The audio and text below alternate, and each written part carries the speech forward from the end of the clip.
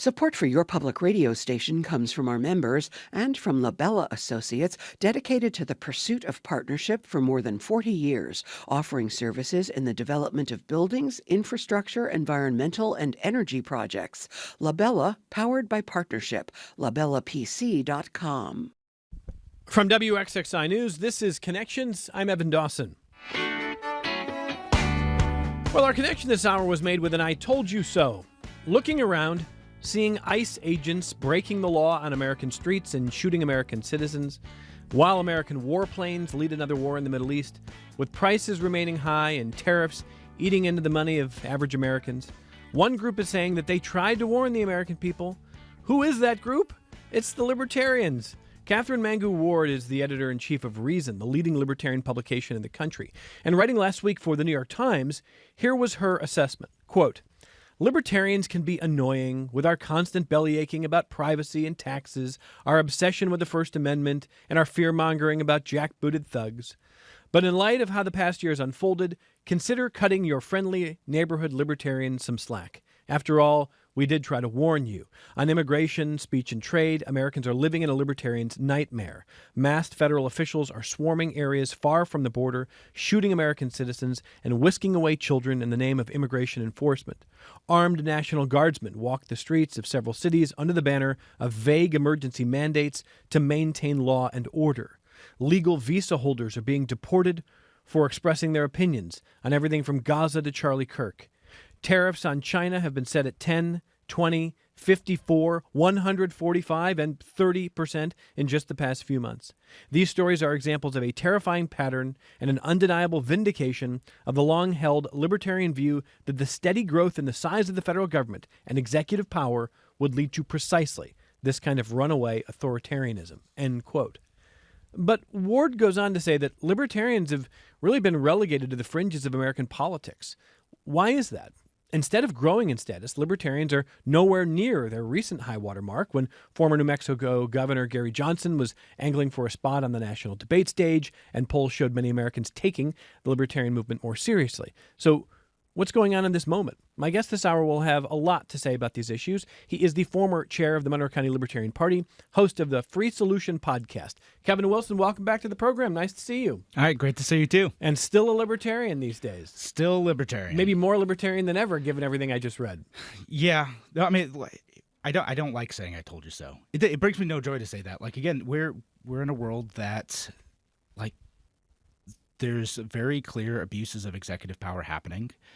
There are mechanisms for limiting government, and unfortunately we haven't taken them. And it's been a bipartisan ratcheting up year over year to expand the power of the federal government, and we see some of the dangers of that, of giving too much power to a centralized authority, and unfortunately we're reaping the fruit of that now. So I want to hit a number of issues that Catherine Mangu Ward writes about in her piece in the New York Times. If you want to read that piece, we're going to share it in our show notes coming up here. But before we get there, I want to ask about her contention. She says the major parties have pulled away from the libertarian elements of their coalitions. Small government, free market types for the Republicans, civil libertarians for the Democrats, preferring instead the instant gratification of grasping power and wielding it as aggressively as possible for the period they hold it. Libertarian voices have gradually gone quiet in the halls of the Capitol, bullied into silence or primaried out of resigning in despair. So what she's saying there is, even though she feels like she's been right about this, the libertarians are feeling like you had been warning the American people, this is a very in the wilderness time in the American political scene in both major parties and for the Libertarian Party in general. You agree with that part? I do agree with that part. And the ironic part of when Americans trust their government less, they end up wanting more government sometimes, because there's so much tribalism right now between Democrats, Republicans. They fear what will happen, sometimes legitimately, what happens if the other side gets power, that they want to lock it in for themselves. There's Chris Rufo, before Trump was reelected, talked about this. Like, Democrats are using this power against us. We have to use it against ourselves. Everyone in our political landscape is Boromir from Lord of the Rings. Oh, if I use the One Ring, I'll use it for good. I'll save Gondor. But no, it's going to corrupt you. It's going to end up, the power's going to end up in the wrong hands anyway. What we need to do is cast a ring into the fire. You just went Lord of the Rings there. I did. I'm hoping your listeners pick up on that. I think they probably will. Look, it's the idea that you can have a noble idea, that ideally people don't abuse power, or people don't even want that much power to begin with. It takes a lot to say, I don't even want the power. But what you're saying is everyone says that, but then they turn and say, well, I'll take the power, but I'll be the one to use it for good. Yeah, they think they'll use it for good. They think they'll use it to stop evil forces, but what ends up happening is it ends up corrupting. And again, in our political landscape, building new tools for that power to be abused.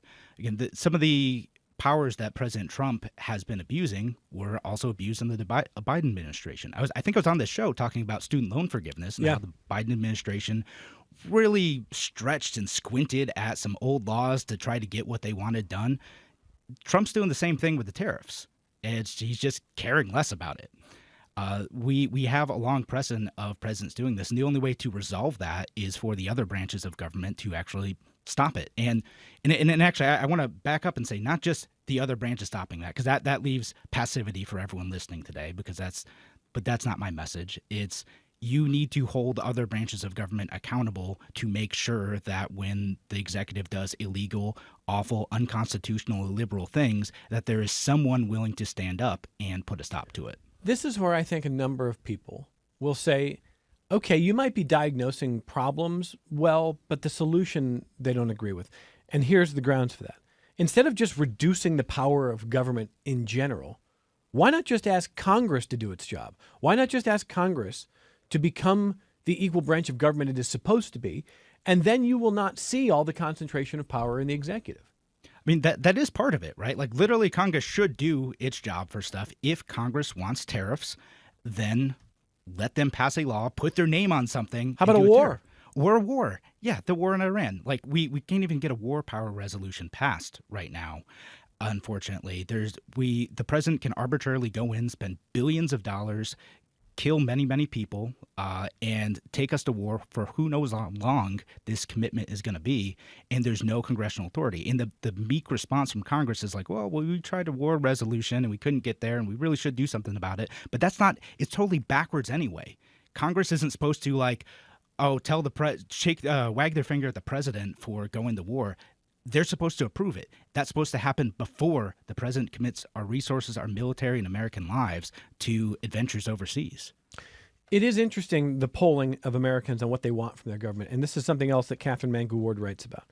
She says, the good news is that Americans are increasingly waking up to the dark reality of our overbearing federal government. A Gallup survey released in October found that 62% of Americans said the federal government had too much power. That is up from 51% just a year ago. And it's a record high since the question was first asked, since 2002. For the first time in nearly 20 years, Democrats are more likely than Republicans to say that government is too powerful. And then she says, similarly, Americans of all stripes have markedly turned against Mr. Trump's ICE enforcement actions. There could be, a libertarian can still dream, she says, a grassroots movement to shrink government that doesn't end up co-opted by one of the major parties as the Tea Party was. End quote. So I want to ask a little bit of your historical assessment here. I remember in Rochester covering Tea Party rallies in probably 2010, right? Mm-hmm. And were you at those rallies, by the way? Not in Rochester. In Rome, New York, I was at a Tea Party rally. Okay. That's where I was living at the time. All right, so you remember the time. And what Ward is saying here is that the Tea Party might have had libertarian roots in a movement, but it became co-opted. Is that the story that you what's the story of the Tea Party as you see it? Yeah, it did get co-opted, right? Because we have an electoral system that's set up to be a two-party system, both because it's a first-past-the-post system and just because, like, the institutional power of Republicans and Democrats, like, harden the barriers for entry for other folks. And we saw that this is why the libertarians struggled to get on the ballot even more after what Cuomo and the New York State legislature did a few years ago. But you sort of end up channeling into those, and people end up being more loyal to the tribe than to the ideas that energized them in the first place, unfortunately. Okay. Did the Tea Party, did it have any lasting positive effects as you see it? mean, I think initially it did raise a lot of good conversations about the national debt, on the power of the federal government, on spending, and even got many Republicans to think about civil liberties. And there's a lot of great folks elected, like Rand Paul, who's great, for Justin Amash, who was a great congressman, but unfortunately could not win re-election after he voted to impeach Trump. Peter Meyer is another one from the same district. Mike Lee, he really changed his feathers quite a bit. He was libertarian. Mike Lee leaning. was in the libertarian camp?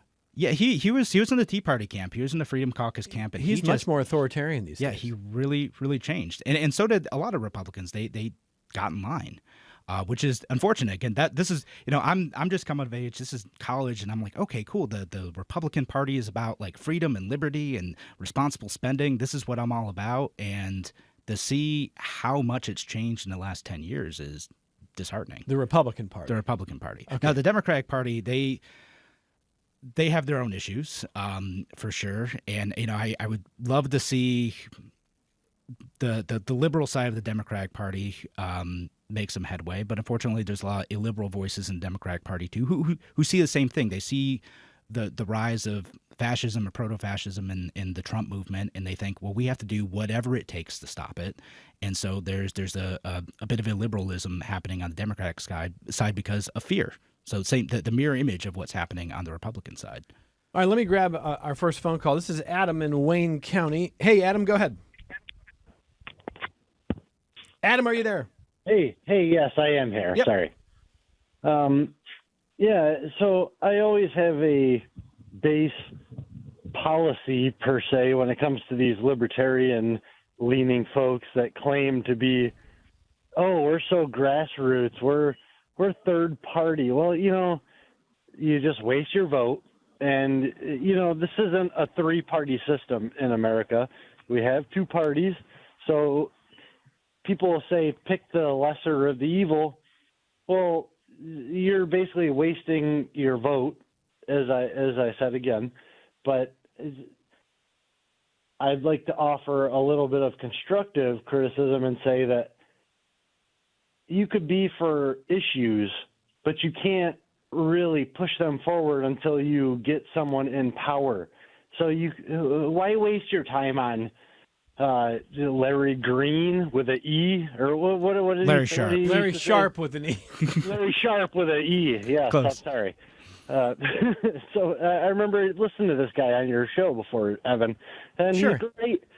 And I know friends that claim to cling to him, but it's not productive right now. And look where we are. So I'm an independent. I would like to say I'm a Okay. registered independent. Always have been since I was 18 and could vote. But I don't. I've been right 1 out of 3 of the last elections, I guess. And at least I got a chance. But these third party people, just go ahead. Have fun being a hipster. Being cool, Oh, man. it's cool. Good. It's all right. Ad hominem attacks here, man. This It's is all right. a, No, a brutal first call for Kevin. No, but- it's okay. So let me ask you a couple I questions appreciate based on it, this. actually. He's implying that, look, you're not going to win elections. What's the point? So tell me what the point is as you see it, even if you know that the party that you prefer isn't going to currently win elections. So there's a couple points. One, we could win elections. Libertarians have won seats around the country, oftentimes local seats, but there's a state seat that they had won a few years back out in Montana. Sometimes there's party defections too. Justin Amash switched to the Libertarian Party while a member of Congress. Yep. The other part of it is if third parties start to get a lot of votes, there is a lot of incentive for the major parties to co-opt libertarians as part of their coalition. This is what was attempted in 2024. Actually, the Trump campaign tried to co-opt part of the Libertarian coalition by promising to free Ross Ulbricht, right? So there's a lot of people who they found that to be an important issue. He paid lip service. He in fact went to the Libertarian National Convention and tried to convince people to do that. So that's part of it, is that A, we could win. B, there's an opportunity to have our issues co-opted. I understand. I think it's a fair point, and I think if you have issues that are important for you and you're able to successfully work within the major two parties and get it done and get change and get candidates elected who can make your policy preferences happen, that's great. Like I'm kind of rooting for the abundance movement to make some headway on things like zoning reform and permit reform and being able to build stuff quicker. Like I'm rooting for them. That's not my movement, but like I hope they're successful in doing that. It's just I've chosen a different strategy. Yeah, and let me also say to Adam, who I understand the cynicism about third parties because it is a big road in a mostly two-party system. But here's an example, Adam, that I think about a lot. Conversations probably a decade ago with a guy named Jesse Lenny, who was with the Working Families Party. And Jesse talked about the decision that the WFP made not to run their own candidates, but to try to influence the Democratic Party and to push them to the left or to push them in more progressive ways when it comes to workers' rights, worker protections, wages, things like that. And the way he described it is you could run, and this is a decade ago, I don't want to speak for him now, but he told us you could run somebody, probably not going to win, or you could be pragmatic and try to push a party from within. And that meant asking then Governor Cuomo, where are you on certain issues? We might endorse somebody else. The WFP is still kind of doing that. There was a lot of surprise in the mayoral primary in Rochester last year when they endorsed Malik Evans and not Mary Lupian, but they had their reasons for doing that. And it's the same kind of question in congressional races, et cetera. So a party can try to win elections, but a party can also try to push its agenda and exert influence in that way. Fair? Yeah, that's fair. I get it. Whatever, and I'm not exactly rooting for the WFP here, but like whatever strategy makes sense to get your policy preferences to make the community, the state, the world a better place. I would think that you're rarely rooting for the WFP, but here's the interesting thing. My guess is when you and I first started having conversations on this program, it was much more common for libertarians to say, all right, if I don't have a good libertarian candidate, I'm probably voting for a Republican. Small C conservatives might be good enough here. These days, I don't know. I mean, it's a very different Republican Party. So for libertarians who don't have libertarians in races, is it default Republican? Is it not vote? Is it something, whoever's less authoritarian? What do you do? Sometimes it's that. I mean, this is up to the individual. I voted for all parties. I mean, I voted for like kind of across a lot of different candidates and races. So it sort of depends. And I'll try to pick the less authoritarian one. Is usually what it goes down to. Right now, it's about less authoritarian. Yeah, less as you said, proto-fascist. Yeah, if we don't have a libertarian candidate running, sometimes that means voting Democrat for me. Sometimes it means voting Republican. It depends. There's some state issues I'm not with the Democrats on, and that's the choice you have to make. Or I may just not vote at all in that race. I may leave that part of the ballot blank, or write someone in, or something else. It's just, and that's how I choose to use my voice. Is I don't have to play that game. I don't have to pick the lesser of two evils. If there really isn't one candidate better than the other, I will just not participate. I'm not going to play. I want to ask you coming up here about ICE. I want to talk about tariffs and some of the other things that have been raised here. We're talking to Kevin Wilson, the former chair of the Monroe County Libertarian Party, and host of a Free Solution podcast, and someone who has been talking about libertarian politics for a number of years on this program. What sparked this conversation was a piece from the editor-in-chief of Reason magazine, a leading libertarian publication, in which Catherine Mangu Ward writes, "We told you so." She said, "This should be the moment the libertarians are taking an ideological victory lap, not because they're happy about what they're saying on the international and national scene, the opposite, but because libertarians are saying on almost every issue that you talk about every day, we were on the correct side of this." So we're kind of exploring that. Listeners, if you want to join the program, I'll take DeMela's call here in just a second. It's 844-295-TALK, 844-295-8255. 263-WXXI if you call from Rochester, 263-9994. As always, the email address, connections@WXXI.org. You can join the chat if you're watching on the YouTube channel. This is DeMela in Rochester on the phone next. Hey, DeMela, go ahead. Okay, thank you for taking my call. Yep. Hey, I've been an independent for decades now, and I started out as a Democrat because I guess my parents started out as a Democrat and I explored it. But then I switched over and I said, I'm out. I'm an independent. And the thing is, I disagree with the earlier caller. The thing is, like, I've been called a libertarian. I've been called a conservative. I've been called a liberal. And one of my extremely conservative friends, who are a huge Trump supporter, but one of the best guys you ever meet in your life. He told me, he said, you know what you are? He said, you're fiscally conservative, but you're socially liberal. And I thought about it, and he's pretty much right. He's right. But here's the thing. I don't join groups. I don't join parties. And the thing is that, but the libertarians do have a footing. It has legs. But all we need are great people. There are great people in the Democratic Party. There are great people in the Republican Party who have morals, values, ethics, principles, integrity, loyalty, and standards. And what the libertarian needs to do is go after those people and say, look, put your principles first and come with us. And let's put principles and the Constitution and the country before everything else. That's just my spiel. Okay. Yeah. Jamela, thank you. Kevin, what do you think? I love it. I mean, I love it. And again, we do have candidates who've done that. When I ran for Congress in 2020, that's the message I tried to bring. Didn't get quite as big of a percentage of the vote that I was hoping for. Larry Sharp certainly does that as well, and he's running for governor again. Although, interestingly, he's also trying to compete in the Republican primary as well. So we'll see how that goes. But yeah, I mean, there's a lot of folks, I think, like you, who are frustrated when they see sometimes not the best people represented in the political parties or in the political conversation among Democrats and Republicans, and they're hoping for a better alternative. And that's what the libertarians try to provide, is in situations where there isn't a good alternative, where it seems like you're faced with two bad options, that there should be somewhere else people can turn if they want to represent their principles and values with someone else.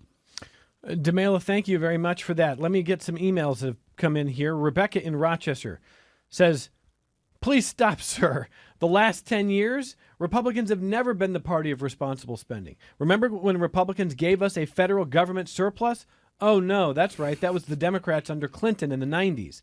Republicans proceeded to squander that surplus, and that was a lot more than 10 years ago. Republicans are the party of huge tax cuts for wealthy people, then and now and always. Libertarians are Republicans in disguise. That is Rebecca. You're right that the last budget surplus came under Clinton, although there's some help with the Republicans in Congress at the time with that too. And the Republicans 10 years ago used to talk a big game about let's cut taxes and let's cut spending, and then when it came time to actually do it, no, it didn't quite happen the way that we were hoping. I mean, there's some sequestrations and things, but they've completely given that up now, is kind of my point, is they don't even pay lip service to limited government. They don't pay lip service to we need to cut the debt.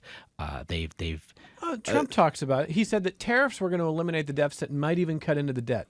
I think most of the MAGA movement is of the Steve Bannon mindset of like, well, the interest rate is still low, so we should spend while we can. And like that, their actions speak louder than words. And I know we talked about DOGE on the show before. That wasn't a serious effort to cut government spending. It was a cultural thing. Yeah, and I will say to Rebecca, I take the point that it's probably frustrating for Rebecca to hear journalists talk about this sort of small c conservative paradigm and then look around and be like, well, it's never been put into practice. They had the presidency and both houses in Congress in the 2000s under Bush. They didn't balance a budget. They didn't cut into the debt. They didn't do the things that they had promised that they would do. And that was a generation ago. So you're right. It's not just the last 10 years. But here's where, when you say libertarians are Republicans in disguise, just my analysis there, Rebecca, is libertarians have always been concerned about civil liberties. The conversations I've had for years on this program, libertarians are warned about the Patriot Act, warned about government surveillance. Libertarians have been concerned about government overreach, raids of people's homes and property, and the authoritarianism in the Republican Party that is much more common now than it probably was a generation ago, does not reflect anything of what I've seen with libertarians.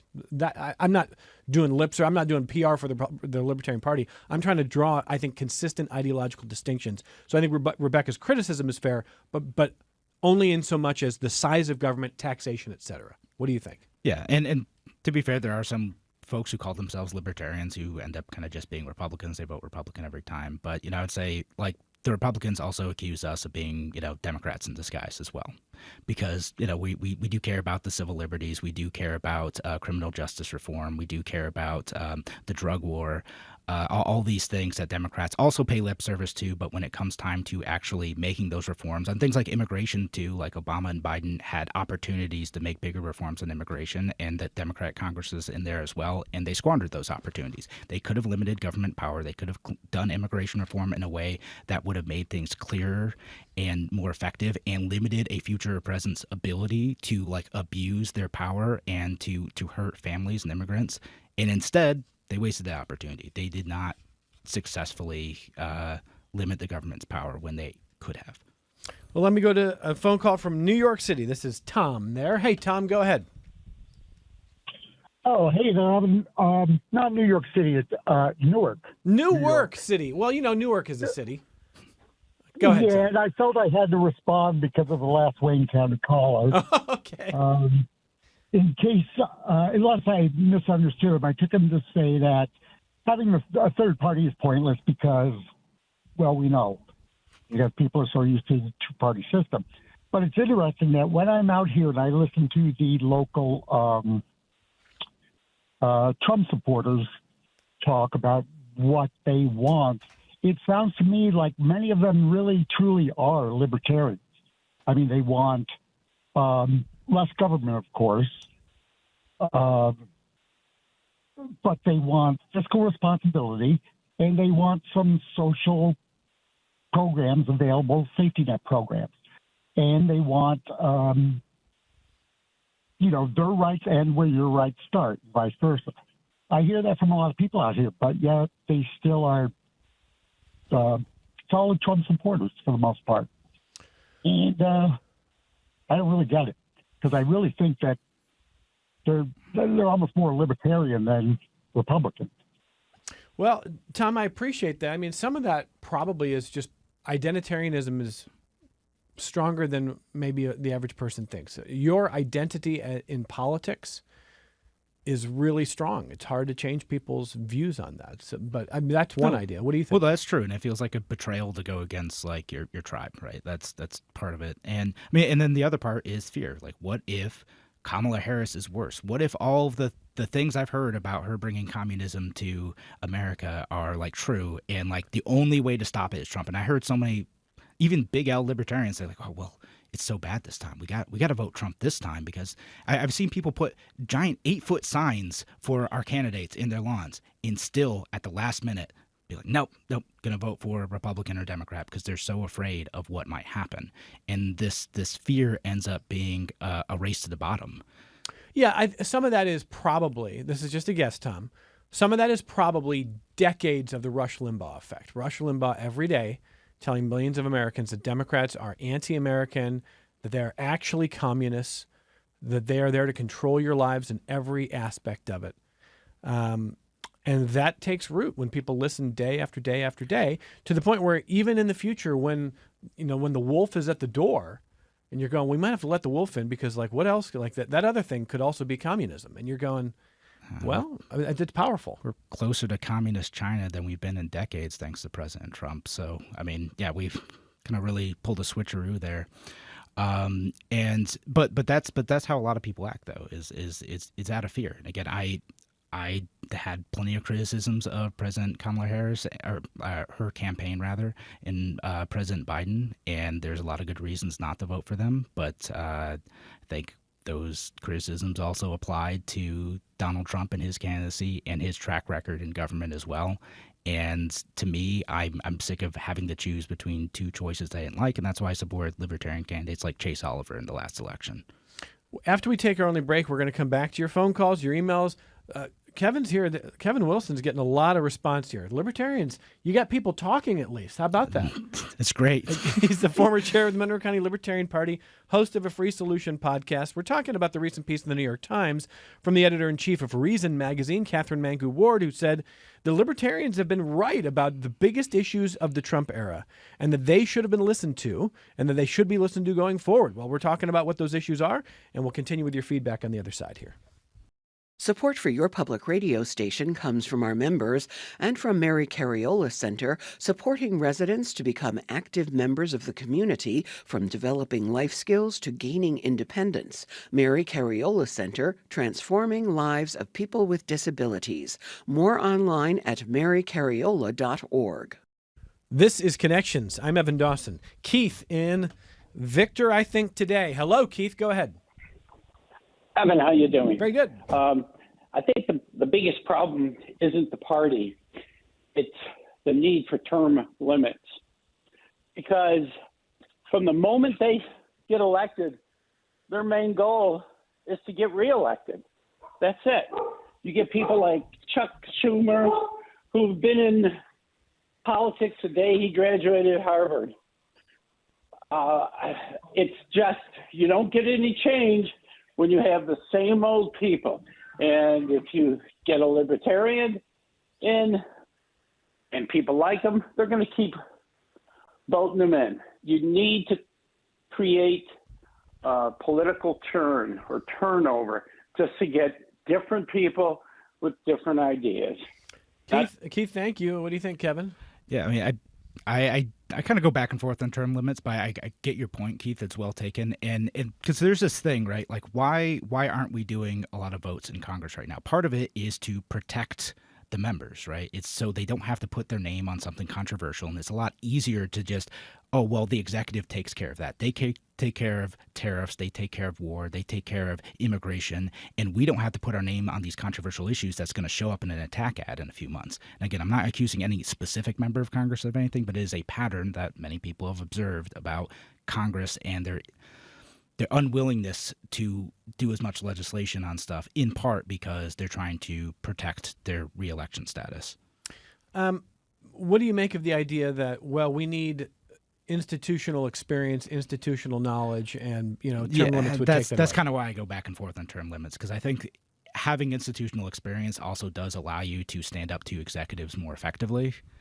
So that's, again, I don't know where I stand on it, but I think I understand Keith's point, though, of like, we can also get churn, and if they're not worried about reelections, because we see this right now, like the only Republicans who are saying anything about the Trump administration on any issue are folks who have decided not to run for reelection. Let me continue right down the line here. So this got a couple comments on YouTube, and I wanted to get, where was that? Boy, oh boy. Bob here says, libertarians were the one, say that basically are libertarian until a loved one gets a major illness, and then they quiet down with the whole sink or swim theory. So what do you make of this idea that you're a libertarian until you've got someone with a catastrophic illness? Yeah, I mean, people say that about having someone commit a crime against you too. You're a libertarian until someone robs your house, and then you become a conservative. And Democrats say the same thing. I don't think that's necessarily true, that the individual experience may vary, but there's I think, to me, room for like a reasonable safety net in some situations, and that the margins of that is what is really up for debate. So I know that at the moment there are Americans who go bankrupt because they get a major injury or illness that they can't afford. Yeah. Even when they're insured, that can happen, right? Yeah. So do you think that that should be a possibility? Do you think that having a major illness should be a reason for you to be financially ruined? So I think the thing we need to think about is the trade-offs of building the system that actually does this, right? Like, do I think someone should be ruined? No, of course not. That's awful, and we should have ways to protect that. But like, what the conversation introduces is, oh, therefore should government pay for all of like medicine, right? And there are different trade-offs to that I think people don't consider. Like, how do they make it work in Europe? Well, they tax the middle class like a lot, and also they have wait times. You're going to have trade-offs everywhere. We're either waiting more, or you're not getting service, or you're paying more. And America decided that the trade-off was we pay more for this stuff and try to fix it after the fact. And there's some upsides to that as well as downsides. What's the ideal system? I mean, the ideal system is that we have no scarcity and everyone can get everything they want whenever. But like, living in reality is, I think we have a system of healthcare that ends up being expensive, in part because of a lot of compliance costs, a lot of regulation, a lot of lack of transparency in the medical and the insurance process. And I think having a process where prices are clear and there's opportunities to have support when you do have an emergency is a good combination. I think we need to iterate on the system we have and not throw it out the window, basically. I was going to say I too would like a unicorn.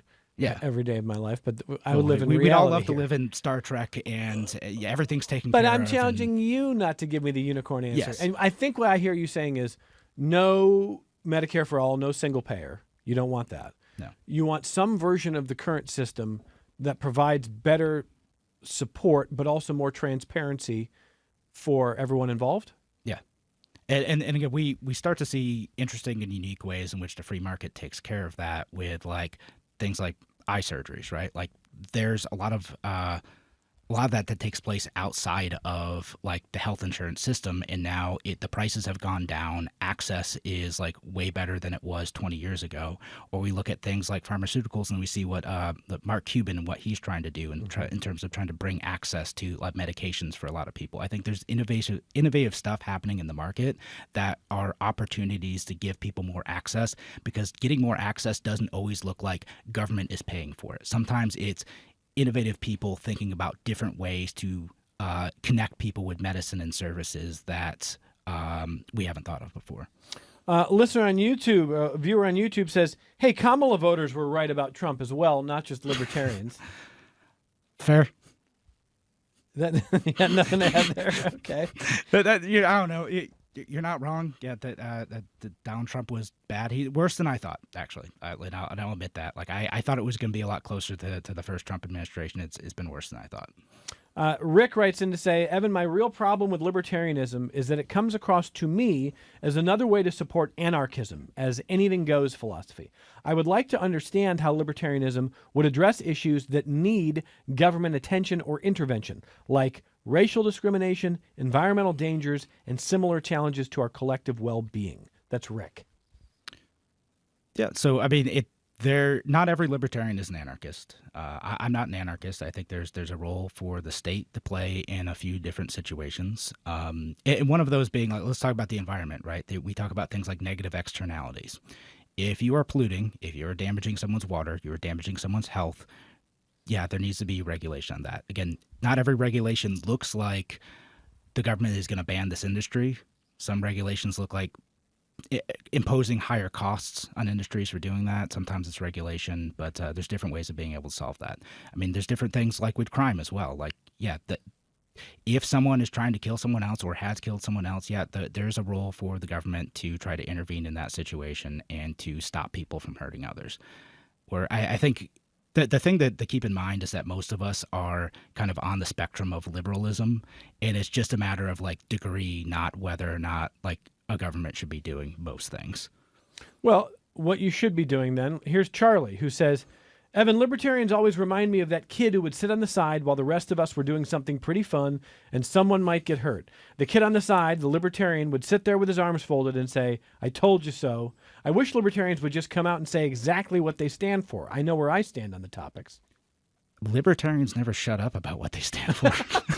Well, Charlie is saying he's not sure what exactly you stand for. No, I mean, it's just go on Twitter. Do the elevator pitch. Go ahead. Yeah. So, I mean, like what we stand for is limited government. We think that you should be able to make your choices as you wish, as long as you're not hurting people or taking their stuff. That's the elevator pitch. Okay. So how about on the issue of, let's talk about ICE for a second, because in the piece that sparked this conversation, Catherine Mangu-Ward wrote in the New York Times a lot about the concern that libertarians have about ICE, and this is part of what she says. She says it can be no surprise that ICE officers are roaming the streets of American cities today with an unclear mandate, military-style gear, and a dire misunderstanding of the constitutional limits on their behavior. An ICE officer was recently caught telling a protester who tried to film him, "You raise your voice, I erase your voice." Do you agree with her that ICE's behavior is not just thuggish but unconstitutional? Yeah, 100%. Yeah, that the behavior from ICE officers is totally unacceptable, and it's not merely a training issue. It's a mandate coming from the executive that has no perceived constraints on its power to be able to act on what they think of as their immigration mandate. Now, as they've started to do this, Americans have woken up and seen like, oh, this is what power exercise against us actually looks like. And I thought it was just going to be some other people, some distant like illegal immigrant somewhere that I didn't have to think about that was causing problems to someone else. And what they're seeing is like, oh no, this is my friends, my neighbors, my coworker who has a visa That's what they're seeing. They're seeing what power looks like exercised against us. And that's the type of thing that needs to be limited. And when I say limited, I mean Congress should not fund that. Like, we'll start with that. Congress should not fund it. They keep doing it anyway. And there should be explicit limits on what immigration enforcement could do in the United States, and consequences for officers who do things like kill innocent protesters or detain American citizens or even detain legal residents of any other situation where they have people in jail for weeks in completely unacceptable conditions. Like, there needs to be some accountability for that. And that's where I come back to, should the government do some things? Yeah, sometimes government officials should go to jail for abusing American citizens and for people who are here. Two of the loudest voices of Republicans who've been elected to Congress who are speaking out against ICE have been Congress members who left Congress after the Trump movement was ascendant. That's Adam Kinzinger and Justin Amash, as you said. Justin Amash, who became a libertarian. So they're not even in Congress right now. Rand Paul in the Senate has been a consistent voice against the authoritarian sort of behavior that we're seeing. Otherwise, we are not seeing Republicans in any meaningful way challenge what ICE is doing. In many cases, they're cheering ICE. Has that surprised you? I'm not trying to tee up an easy question. Let me put this another way. Yeah, sure. This is the actual situation in which we see masked agents, armed agents of the government who are not police officers. They're agents of the federal government, and they've killed 2 Americans in the streets who are not posing a threat. And they are telling people, according to conservative judges, all kinds of unconstitutional stuff every day. You're not allowed to film police or agents of the government, which you are. Yeah. You know, that they can knock you down and they can put you in a car without any process. They can lock you up as long as they want. They're not allowed to do those things. They're doing those things. Is it surprising to you that so few Republicans are objecting to that? Yeah, it bums me out. And again, many of these Republicans like correctly worried about like jackbooted thugs in the streets like violating their rights. I'm like, okay, yeah, no, heck yeah, like let's do something about that. And then when they have the opportunity to wear the boots, unfortunately, they're taking it way farther than any recent government has done. Does this go back to your point at the beginning? You believe that in general, people who see what's going on with ICE are appalled by it unless it's their team. And the people who say that they would never do this most of the time would do that if it's their team wearing the boots?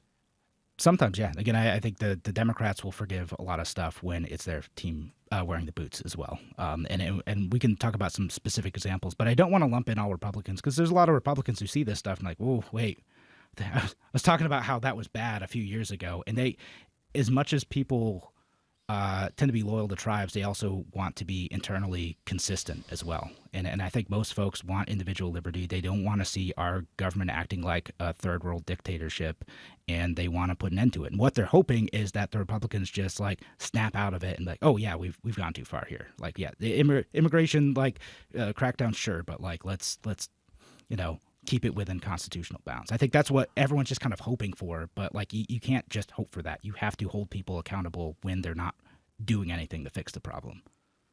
Here's a different Bob who says that says, Evan, the left-leaning members of your audience today seem to think that libertarians are just Republicans. They've said libertarians are Republicans in disguise. As an actual Republican, I can tell you that libertarians are nowhere near Republicans on immigration. Many libertarians want open borders. Do you want open borders? I mean, pretty close, honestly. And I know like this is where we really are different from Republicans, and I think it should be as simple and straightforward as possible to come here, live here, have a job, start a family. You know, I can't get myself in the mindset. Like I met and hung out with many immigrants in Rochester who are visa holders, people who became citizens, people who are still permanent residents, and they're just trying to do the same things the rest of us are trying to do. They're just trying to have a job. They're just trying to have a family. They're just hanging out, building community, doing the same stuff the rest of us do. And why would you want to send those folks home? I don't get it. They make our country a good place. Okay, I'm not asking about sending people home, though. I'm talking about policy going forward. Should there be any limits on immigration? So the process should be straightforward is what the limit should be. Like you should go in, declare yourself, have all your paperwork accurate, right, to the best of your ability. There's refugee status. There's a process for that. What we've done instead is we've made it nearly impossible to be a refugee in the United States. We've made it nearly impossible for someone to navigate the system. And that's why you see folks who like have been married and living in the U.S. for decades and are trying to go through green card process and then get deported suddenly when they show up to their legal immigration hearing. Like, that's the type of stuff I think most people, including most Republicans, don't want to stop. Like, no, we want the system to be fair, and we want people who are coming over, not declaring themselves, sneaking over, like doing that. Like, we want that to stop. I think that's what most people want to stop. And even me, I'm like, okay, yeah, sure. If we have an easy process and you're not going through, yeah, there should be some consequences for that, right? But right now it's so difficult that a lot of people who even follow all of the rules get caught up in that system where they think they're coming over legally, they think they've done everything right, and they're still getting deported. They're getting ripped out of their homes, ripped away from their families, and that's the thing that's unjust. I think most, again, even your average Republican's like, oh, we should probably have a fair system, and the loudest voices online are the ones who are cheering it on. And I think that's actually a minority of folks, but they sure do take up a lot of talking space. In general, then, your view, and you think many libertarians' view, is immigration makes this country better, and we want more of it. Yeah. Not less. Yeah, I do. Okay. I think you know what? We'll expand on that slightly. America's a great place. It's so awesome that everyone wants to come here, and I think that's great. People who are excited to come to America because they think America's a great place, cool. Let's bring all those folks over here, and especially a lot of them are smart and they want to do cool things and build businesses. Yeah, bring those folks over. Deborah says, I don't believe the American people made a choice to have insurance and medical care become a for-profit system. That was capitalism and the government officials who are beholden to corporations. Medicine should be not for profit and it should not be profit-driven, period. When you scare people with taxes on the middle class and don't explain where it's going, you do a disservice to the community. Nowhere is perfect, but the people in Norway and Scandinavia are pretty happy, Deborah says. Yeah, but they pay like 60% of their income in taxes. Like, again, I think he's right on the happiness rankings. I think they're happier than we are. They like it. Again, there's trade-offs. I think a lot of times the conversation ends up being disingenuous, where we think like, oh, well, just the rich people will pay for it. Like, no, that's not what's happening in Scandinavian countries. Everyone pays for it, and that's fine. But be honest about it. All right, like there's trade-offs for that. It gets expensive. Costs are controlled even less. You just don't see the costs of that because it's all covered by the government, and their systems are in financial jeopardy frequently because of this issue, right? So, like, again, I'm open to that debate. I'll talk about it, but like there is a trade-off to that. I mean, like, part of the trade-off is if you break your leg, you don't lose your house. That could be pretty good. Yeah, that's that is part of it. Is you do that, it might take months sometimes to get treatment, and sometimes you do actually still have to pay. A lot of people don't understand that too, but it depends on the specific country. So we have to talk about the specific thing. And again, in the United States, the trade-off is like, well, you might pay more out of pocket. Most people have insurance, but you might not. But there are different ways to be able to access that. So here's one that I don't know anything about. Linda writes to say, why do the libertarians want Ross Ulbricht, basically a narcotics dealer, to be freed? So I'll caveat this as I don't feel very strongly with this, but what they felt is that Ross Ulbricht had created a system that was essentially a fair market that existed outside of government control. Who is Ross Ulbricht? So he had built Silk Road.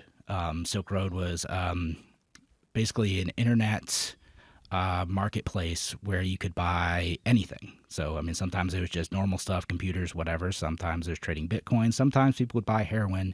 And the thing he was accused of was related to trying to pay for an assassination. So, yeah, but there were a lot of libertarians who thought that the only reason he was sent to jail was because the government didn't like having something outside of their control, and that was too dangerous. So that's what a lot of folks feel about it. I'm kind of ambivalent on it. You don't have strong views on Ross Ulbricht? No, I don't. Okay. Last couple of minutes here. The question is where this goes forward here. And in Catherine Mangu Ward's piece, you know, as she notes that a lot of Americans in general say they want less power in government, the question becomes who might be the kind of political leaders. They don't have to be libertarians. They don't have to be Republicans. They don't have to be Democrats. But who is on the scene? Who embodies those values that gets you excited? Is there anybody? I mean, so of course, in terms of actual politicians, there's a few that I like, although there are still some issues. Again, Justin Amash, Rand Paul, I'll give you a couple Democrats too. The governor of Colorado, Jared Polis. Jared Yeah, Polis he's definitely more in that is- direction. Yeah, which I think he's the only Democrat I've seen retweet the Libertarian Party before.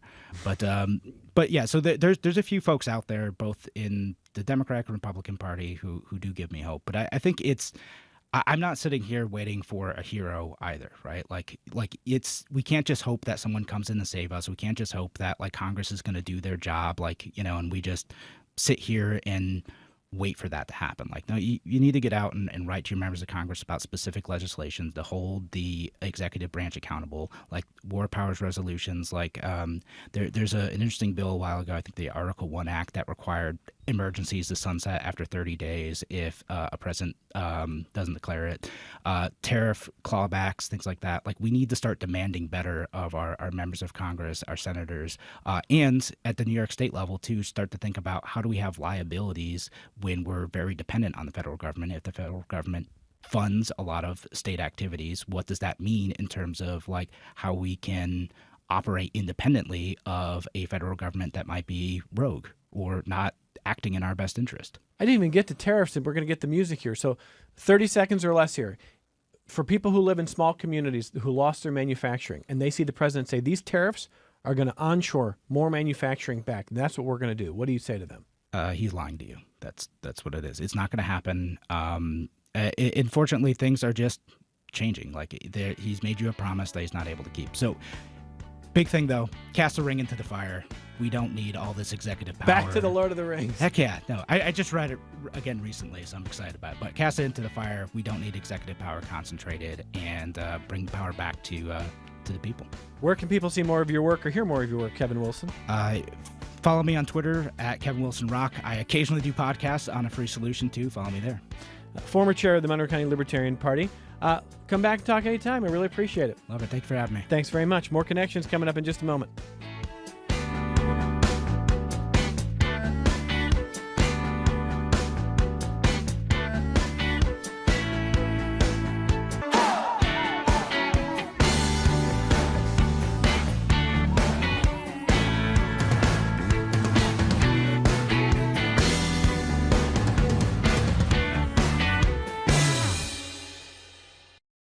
This program is a production of WXXI Public Radio. The views expressed do not necessarily represent those of this station, its staff, management, or underwriters. The broadcast is meant for the private use of our audience. Any rebroadcast or use in another medium without expressed written consent of WXXI is strictly prohibited. Connections with Evan Dawson is available as a podcast. Just click on the Connections link at WXXInews.org.